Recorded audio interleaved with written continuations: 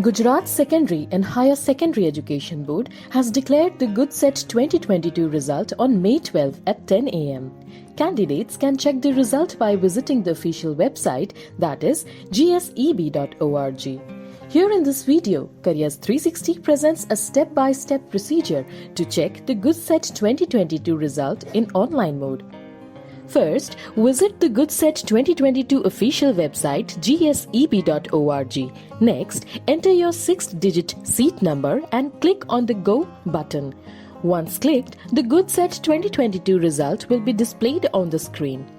Details such as seat number, candidate's name, group, subject-wise marks obtained, total marks obtained, and percentile rank will be mentioned in the result.